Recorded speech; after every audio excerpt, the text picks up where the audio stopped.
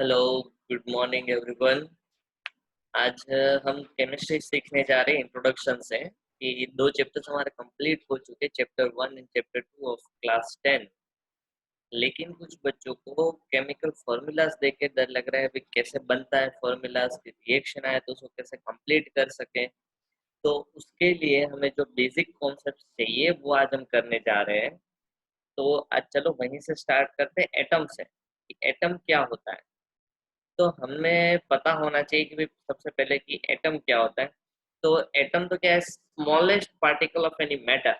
हम जितनी भी आजू बाजू की सारी चीजें देखते हैं, सॉलिड लिक्विड या gas, each and every one is made up of tiny particles known as atom.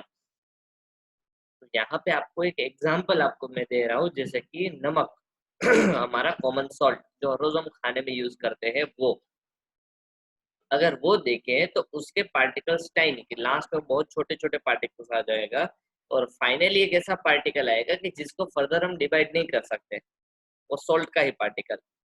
वो बनता है दो एटम से। कितने एटम से बेटा? दो एटम से, जैसे कि सोडियम एंड क्लोरीन। तो सोडियम का सिंबल होता है Na एंड क्लोरीन का सिंबल होता है Cl। तो सोडियम एंड क्लोरीन मिलके बनाते हैं NaCl, और NaCl का मतलब होता है कॉमन सॉल्ट। तो ये थे एटम के बारे में। लेकिन कभी कभार कुछ एटम के पास चार्ज भी होता है। अगर कोई एटम चार्ज पोजेस करता है, if any atom possesses a charge, if any atom possesses a charge, then it is known as ion। Clear?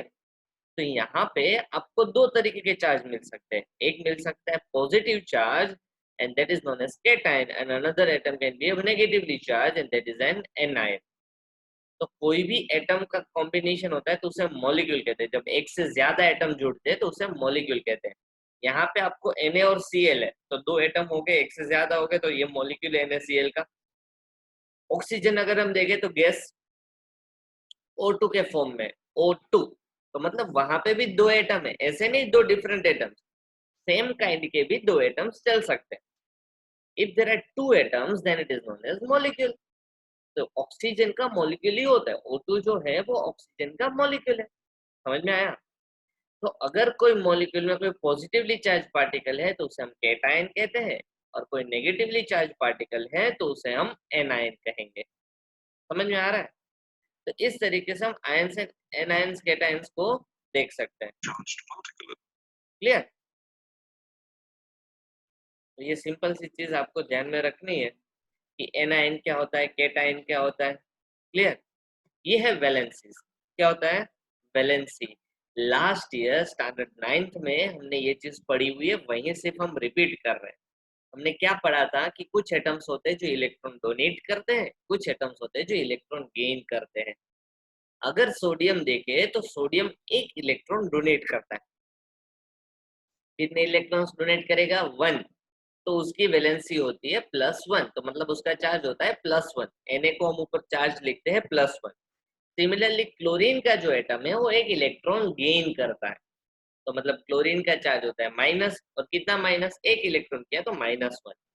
Similarly calcium का एटम अगर हम देखें तो कैल्शियम का एटम डोनेट करता है 2 इलेक्ट्रॉन्स। कितने इलेक्ट्रॉन्स डोनेट करेगा कैल्शियम का एटम? 2। तो उसकी वैलेंसी हुई 2। जितने भी number of electrons donate in gain होते हैं उसे हम कहते हैं वैलेंसीज। फॉर एग्जाम्पल कोई सब्सटेंस है X, कोई एलिमेंट है X। हम जनरलाइज फॉर्म में बात कर रहे हैं। जनरलाइज फॉर्म में अगर वो एलिमेंट X है, अगर वो 3 इलेक्ट्रॉन डोनेट करता है तो उसकी वैलेंसी 3। अगर वो 2 इलेक्ट्रॉन गेन करता है तो उसकी वैलेंसी 2। समझ में आया? तो ये सिंपल सी चीज है। अभी आपको उल्टा समझना है कि अगर कोई बोलता है कि एलिमेंट Y है और उसकी वैलेंसी है 2, तो मतलब क्या कि या तो वो 2 डोनेट कर रहा है या तो वो 2 गेन कर रहा है। फिर आप प्लस माइनस लगाओ तो पता चलेगा कि अगर एलिमेंट Y की वैलेंसी 2 थी लेकिन वो +2 होगा तो 2 डोनेट करेगा, -2 होगा तो 2 गेन कर रहा है, ऐसा एलिमेंट है। क्लियर? तो ये वैलेंसी का एक छोटा सा टेबल बनाया हुआ है। क्लोरीन की 1, nitrogen 3, magnesium 2, calcium 2, aluminium 3, carbon 4, carbonate 2, nitrate 1, sulphate 2, ammonium 1। Aluminium तक अगर हम देखें तो सारे सिंगल एलिमेंट्स है, कार्बन तक सॉरी, लेकिन carbonate, nitrate, sulphate and ammonium ये देखें तो ये ग्रुप ऑफ एटम्स है। तो ऊपर वाले को सभी को हम कहते थे, क्या कहते थे याद करो, मोनो एटॉमिक आयंस, और यहाँ पे है पॉली एटॉमिक आयंस। क्या है? Poly atomic ions. इनमें नंबर ऑफ एटम्स ज्यादा है, 3 4 2 5। क्लियर? अकॉर्डिंगली बहुत ही सिंपल सी चीज हमें ये करनी है। वैलेंसी का definition combining capacity of atom. ये जो वाटर मॉलिक्यूल है, तो वाटर मॉलिक्यूल में तो सबसे पहले आपको पता चलना चाहिए कि कौन कौन से एलिमेंट है, कौन कौन से एटम है। तो यहाँ पे अगर हम देखें तो हमारे पास दो तरीके के एटम है, एक है हाइड्रोजन, दूसरा है ऑक्सीजन। उसी तरीके से सोडियम मोनोऑक्साइड, क्या लिखा है यहाँ पे बेटा? Sodium monoxide. सोडियम मोनोऑक्साइड देखे तो दो सोडियम के एटम है और एक ऑक्सीजन का एटम है, दो सोडियम के एटम और एक ऑक्सीजन का एटम है। तो इसी तरीके से अगर हम देखें कि ये कंपाउंड कैसे बना, NaCl देखा था हमने, इसी तरीके से अगर हम देखें कैसे हुआ था, तो यहाँ पे OH देखते हैं। OH का मतलब होता है हाइड्रोक्साइड। क्या बोलते हैं इसे? हाइड्रोक्साइड। वो आयन है। क्यों आयन है? क्योंकि यहाँ पे उसका चार्ज -1 है, और -1 चार्ज होगा अगर कोई भी कंपाउंड के पास, तो उसे हम आयन कहेंगे। क्लियर? नॉट ओनली -1, अगर चार्ज होगा तो ही उसे हम आयन कहते हैं। जिसके पास चार्ज है तो इसे हम आयन कहेंगे, हाइड्रोक्साइड आयन। समझ में आया? यहाँ पे हमने जो जो चीजें ली थी, chlorine, nitrogen, magnesium, calcium, aluminium, carbon, carbonate, nitrate, sulphate, ammonium, कि +1 +2 +3 -1 -2 -3 4, ऐसी अलग अलग वैलेंसीज यहाँ पे दी गई हमें। तो यहाँ पे आपको ये याद रहना चाहिए। क्लियर? तो अगर इसी तरीके से अगर हमें कोई केमिकल फॉर्मूला बनाना है तो वो अकॉर्डिंग टू वैलेंसीज ही बनेगा। देखो यहाँ तक की सारी चीजें हमने पढ़ी हुई थी, सिर्फ आपको रिवाइज करवाया है। जिनको नहीं आता ये पूरा चीज आपको बाय हार्ट याद रहना चाहिए। किसकी वैलेंसी क्या होती है, क्यों होती है, क्योंकि दो डोनेट करता है तो +2 वैलेंसी, दो गेन करता है तो -2 वैलेंसी। ये सारी चीजें आपको पता होनी चाहिए, तभी आप केमिकल फॉर्मूलाज बनाना सीखोगे। यहाँ पे देखते हैं हाइड्रोजन की वैलेंसी 1, ऑक्सीजन की वैलेंसी 2। हाइड्रोजन की वैलेंसी 1, ऑक्सीजन की वैलेंसी 2। उनकी वैलेंसीज को हमने कर दिया एक्सचेंज, और यहाँ पे नीचे लिख दिया। यहाँ लिख दिया नीचे, तो सिमिलरली हमारा फॉर्मूला बन जाता है वाटर का, एंड दैट इज H2O। यहाँ पे जो सिंपल है शॉर्टेड रिप्रेजेंटेशन ऑफ कंपाउंड, कि भाई यहाँ पे H2O कैसे बना, कि ये 2 था ऑक्सीजन का, वो हाइड्रोजन के साथ गया, और हाइड्रोजन का 1 था वो ऑक्सीजन के साथ गया। तो ये जो सिंपल सी चीज आपको पता है, लेकिन केमिकल फॉर्मूला बनाने के कुछ रूल्स क्या याद रखने हैं आपको, कि भाई सबसे पहले तो इसमें कौन कौन से एलिमेंट प्रेजेंट है वो आपको, कि कौन कौन से आयंस प्रेजेंट है वो आपको पता चलना चाहिए। कि भाई कैल्शियम कार्बोनेट और कैल्शियम कार्बन एंड ऑक्सीजन, इसका कैल्शियम कार्बोनेट में कौन कौन से एलिमेंट प्रेजेंट होता है, कैल्शियम कार्बन एंड ऑक्सीजन। तो सबसे पहले ये चीज आपको पता होनी चाहिए। अगर ये चीज आपको पता नहीं होती है तो फिर हम ये आगे नहीं बढ़ सकते। तो सबसे पहले तो आपको यही, कि अगर जो 10th में आ चुके हैं जिन बच्चों को केमिस्ट्री में फिर भी तकलीफ है, तो हमने आगे के 2 चैप्टर्स पढ़े, उसमें भी मैंने बार बार बोला था, लेकिन अभी एक और बार आपको चांस देते हैं हम आपको, कि आप क्या करें कि चैप्टर 3 ऑफ स्टैंडर्ड 9, उसमें टेबल 3.1 एंड 3.6 थे, 3.1 एंड 3.6, उसको बहुत ही अच्छी तरीके से आप देख ले, उसको थोड़ा सा याद कर ले, ताकि आपको ये पता चले कि कोई भी केमिकल फॉर्मूला में कौन कौन से एलिमेंट होते हैं। आफ्टर फाइंडिंग द एलिमेंट, उसमें आयंस ढूंढो। क्या ढूंढना है बेटा आपको? आयंस। क्लियर? कि भाई कौन सा पॉजिटिव आयन है, कौन सा नेगेटिव आयन है, कौन सा कैट आयन, कौन सा एन आयन। तो इसमें आपको ध्यान रखना है, जो हमेशा जो आगे होता है वो हमेशा आगे होता है वो कैटायन होता है, जो पीछे होता है वो एनायन। मतलब जो आगे होता है हमेशा पॉजिटिव होता है, जो पीछे होता है हमेशा नेगेटिव होता है। यहाँ पे कैल्शियम एनायन है और कार्बोनेट एनायन है, कैल्शियम कैटायन है और कार्बोनेट एनायन है। ठीक है? Calcium positive ion, carbonate negative ion. तो कैटायन कौन सा है हमारा? कैल्शियम 2+। एनायन कौन सा है? CO3 2-। अभी इसका मतलब ये नहीं होता कि आपने आइडेंटिफाई कर लिया कि ये कैल्शियम है, कार्बोनेट है। मोस्ट इंपोर्टेंट थिंग क्या होता है कि कैल्शियम आइडेंटिफाई कर लिया, लेकिन उसका चार्ज क्या है? +2, मतलब उसके बैलेंसेस याद रखनी है। कार्बोनेट है तो उसका चार्ज क्या होता है -2। बहुत बार बच्चे ये 2 और 3 में कंफ्यूज करते हैं, जिसमें आपको बोल दूं कि CO3 में से ये 3, CO3 में कोई चेंज नहीं कर सकते, उसका चार्ज में ही हमें सिर्फ इंटरेस्ट लेना है। ये तो पूरा ग्रुप ऑफ एटम बन गया, ये ग्रुप ऑफ एटम में हमें कुछ काम करना नहीं है। फिर anions and cations and anions की वैलेंसी देखो और उसका सिंबल याद करो। तो वैलेंसी एंड सिंबल अगर हम यहाँ पे लिख लेते हैं कि सिंबल ये होता है और उसकी वैलेंसी दोनों की सेम वैलेंसी है, तो उसमें क्रॉस करना है नंबर को। क्या करना है? क्रॉस करना है। और सबस्क्रिप्ट एंड सुपरस्क्रिप्ट जानते हो कि सुपरस्क्रिप्ट बोले तो ऊपर की तरफ लिखना है, सबस्क्रिप्ट बोले तो नीचे की तरफ। तो सुपरस्क्रिप्ट मतलब यहाँ पे जैसे CA का 2+ ऊपर लिखा है तो उसे सुपरस्क्रिप्ट कहते हैं। सबस्क्रिप्ट यानी नीचे की तरफ की। देखो यहाँ पे 2 नीचे की तरफ लिखा है, ये वाला 2 कौन सा ही है?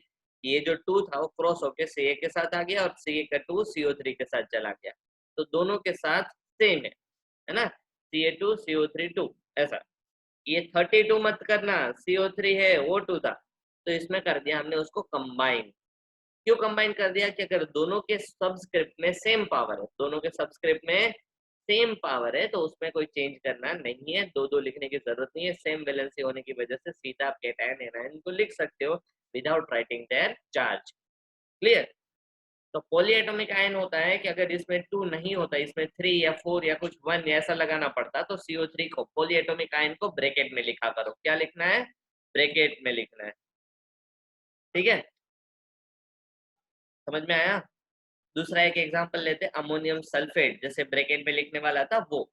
तो इसमें देखो भाई, आप ट्राई करो कौन कौन से एलिमेंट प्रेजेंट है अमोनियम सल्फेट में। नाइट्रोजन है, हाइड्रोजन है, सल्फर है, ऑक्सीजन है। क्लियर? देखो यहाँ पे नाइट्रोजन है, हाइड्रोजन है, सल्फर है, ऑक्सीजन है। जिसमें आयंस देखे तो कौन कौन से? एक अमोनियम आयन यानी NH4+ आयन, और सल्फेट SO4-2 आयन। तो इसका फॉर्मूला बनाना है तो क्या करेंगे? वैलेंसी, इसकी वैलेंसी 1, इसकी वैलेंसी 2, क्रॉस कर देंगे। तो यहाँ पे क्रॉस करेंगे तो 4 और 2 हो जाएगा, तो 42 नहीं होगा। तो यहाँ पे क्या है कि पॉलीएटॉमिक आयन है, तो उसको ब्रैकेट में लिख के हमने 2 लिखा ताकि NH4 में कोई चेंज ना हो। इसको ब्रैकेट में क्यों लिखा नहीं है हमने? क्योंकि ये 1 होगा तो यहाँ पे 1 लिखने की जरूरत नहीं हो, पहले से एक तो SO4 है ही। तो इसीलिए जब कोई पॉलीएटॉमिक आयन के पीछे अगर आपको कोई नंबर जोड़ना है तो हमेशा उसको क्या करेंगे? हम ब्रैकेट में इनक्लोज करेंगे। ठीक है? और वेरिएबल्स, यहाँ पे valencies are represented as ous for lower valencies and ic for higher valency. ये जैसे SO4 होता है तो उस हिसाब से है ना कि भाई कम वैलेंसी होती है तो सल्फरस, ज्यादा वैलेंसी होती है तो सल्फ्यूरिक, मतलब वो तो सेम वैलेंसी वाले होते हैं। लेकिन कोई एक एग्जांपल आपको दूं तो कॉपर, कॉपर का पता है? हाँ, कॉपर की वैलेंसी 2 होती है। कि आपने अगर याद हो तो कॉपर Cu+1 भी होता है, Cu+2 भी होता है। तो जो +1 होता है उसे हम ये अस लगाएंगे, सल्फरस बोलेंगे। अगर जिसकी वैलेंसी 2 है तो उसे कुप्रिक बोलेंगे, है ना? कुप्रस एंड कुप्रिक। कॉपर की वैलेंसी है तो कुप्रस एंड कुप्रिक। सिमिलरली आयन की भी 2 वैलेंसी होते हैं, Fe+2 भी होता है, Fe+3 भी है। तो Fe+2 होता है तो उसे हम फेरस बोलते हैं, Fe+3 होता है तो उसे हम फेरिक बोलेंगे। क्लियर? जिसकी वैलेंसी कम उसमें अस लगाएंगे, जिसमें वैलेंसी ज्यादा तो इक लगाएंगे। तो इसमें ही हम एलिमेंट्स ऑफ वेरिएबल वैलेंसीज है उसमें ही हम देखेंगे। यहाँ पे कुछ लगाने की जरूरत नहीं है, एक ही वैलेंसी वाले में कोई चेंज नहीं करेंगे। कुछ ऐसे एलिमेंट्स है जिसमें वैलेंसी चेंज होती है, तो देखो यहाँ पे है कुप्रस एंड कुप्रिक। तो यहाँ पे वैलेंसी कॉपर की 1 है और यहाँ पे कॉपर की वैलेंसी 2 है ना? तो ये कुप्रस ऑक्साइड हुआ और ये कुप्रिक ऑक्साइड हुआ। क्लियर? तो ये बहुत ही सिंपल सी चीज है जो आपको याद रखनी है कि कुप्रस एंड कुप्रिक, जैसे हमने आयन का बोला था तो आयन में भी फेरस एंड फेरिक हो जाएगा। क्लियर? तो इसमें बेटा आपको क्या करना है कि हमने जो चीजें की है कि भाई कोई एग्जांपल आपको अगर हम फॉर्मूला का दे, ये CaCO3 है। अगर आप सोचो कि आपके पास सिर्फ CaCO3 है, क्या है? CaCO3। तो इसमें आपको पता चल जाना चाहिए कि कौन सा पॉजिटिव आयन है, कौन सा नेगेटिव आयन है। तो ये सारी चीजें आपको पता चलनी चाहिए, है ना? कि फॉर एग्जाम्पल अगर हम यहाँ पे देखें तो कि भाई एक आपको मैं एग्जाम्पल देके समझाता हूँ कि भाई एक एग्जाम्पल में हम लेते हैं जैसे कि ZnSO4। तो ये ZnSO4 आपको समझने से ही पता चल जाना चाहिए कि भाई ZnSO4 है, तो इसमें तो क्या क्या चीजें है। एक तो Zn है, दूसरा एक सल्फर कंपाउंड है, और तीसरा एक ऑक्सीजन कंपाउंड है। तो ये तीनों कंपाउंड में अगर हम देखें तो भाई Zn है, सल्फर है और ऑक्सीजन है। इसमें पॉजिटिव आयन आया कौन सा है, नेगेटिव आयन कौन सा है। आफ्टर डिस्टिंग्विशिंग द एलिमेंट आपको पता चलना चाहिए भाई Zn है वो पॉजिटिव आयन है। कैसा पॉजिटिव आयन है, तो फिर पॉजिटिव आयन है वो +2 है। फिर दूसरा एन आयन कौन सा है, तो एन आयन है SO4। SO4 का चार्ज क्या है, तो SO4 का चार्ज है -2। समझ में आया। ये चीज आपको पता चल जानी चाहिए कि भाई पहले हम आयंस के हिसाब से फॉर्मूला बनाते थे, अभी हम फॉर्मूला के हिसाब से आयंस बना सकते हैं। समझ में आया, क्लियर। तो यही है Zn+2 और SO4-2। क्लियर। तो इस तरीके से अगर आप इसको डिस्टिंग्विश कर सकते हो कि ये जिंक है, ये सल्फेट है, तो आपका काम बहुत ही ईजी हो जाएगा। आपको मेनली क्या इंडिकेट करना है, उनकी वैलेंसीज पता चलनी चाहिए कि एक का +2 है, एक का -2 है। फिर दूसरा मैं एक एग्जांपल लेता हूँ आपके लिए। एक फॉर्मूला होता है H3PO4। क्या फॉर्मूला है, H3PO4। तो इसमें आपको पता चलना चाहिए कि भाई कौन कौन से एलिमेंट है, हाइड्रोजन है, फॉस्फोरस है एंड ऑक्सीजन है। इसमें पॉजिटिव आयन कौन सा है, तो H पॉजिटिव है, सिंगल पॉजिटिव है।